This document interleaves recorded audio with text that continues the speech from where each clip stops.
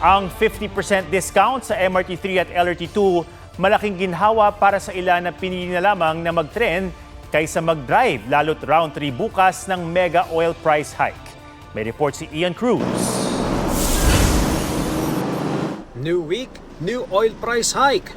Bukas, hanggang 18 piso ang itataas ng kada litro ng diesel, hanggang 8 piso naman sa gasolina.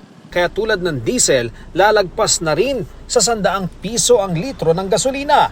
Lalong umaaray ang mga tsuper.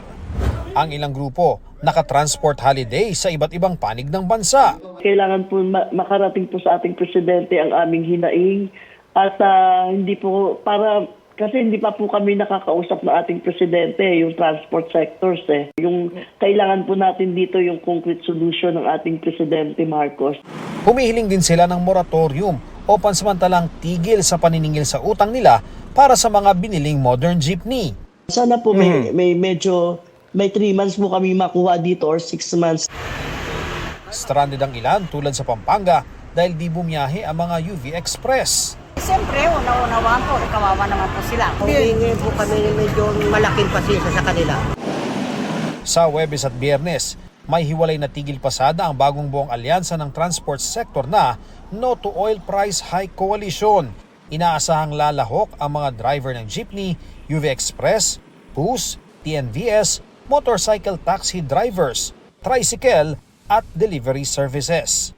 Hiling nila pagtanggal sa mga buwis sa langis, rollback ng presyo nito, pagbabasura ng oil deregulation law at taas pamasahe. Hindi ho natin makita yung response ng gobyerno dahil nga yung response nga binawi na yung gagapiso Magmo-motorcade po at mag-unity ride yung ating mga kapatid na riders sa kalsada para ipahayag yung kanyang disgusto. Hindi po pwedeng sabihin na itiniming ito dahil itinulak po ito ng pagiging pabaya ng gobyerno natin. Ang Manibela, planong ikasaagad sa Miyerkules ang protesta. Ngayong araw, marami na ang tumigil sa amin dahil hindi na talaga kayang bumiyahe. Naku, pag nalilate kasi sa trabaho, penalty yun, bawas pa sa trabaho ay sa sahod, kaya ang hirap po talaga, lalo na sa mga commuters na katulad ko. Pero gaya ng naunang tugon ng gobyerno, ginagawa umano nila ang lahat para ibsan ang epekto ng giyera sa Middle East.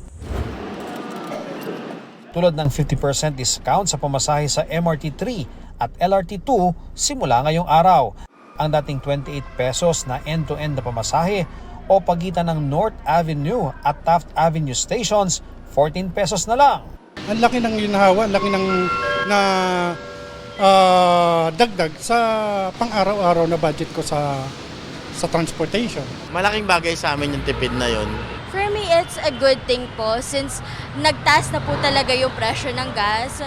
Ito lang daw ang kayang mabigay ng gobyerno at hindi ang hiling ng ilang mambabatas na libreng sakay sa mga tren at bus. Sasaluhin din daw ng gobyerno ang mawawalang kita. Ang tanong, hanggang kailan ang discount? Mag-aantay tayo ng abiso sa presidente kung hanggang kailan ito. Ang LRT1 naman na private sector ngayon na nagpapatakbo, wala pang anunsyo kung magbibigay rin ng discount. Ian Cruz nagbabalita para sa GMA Integrated News.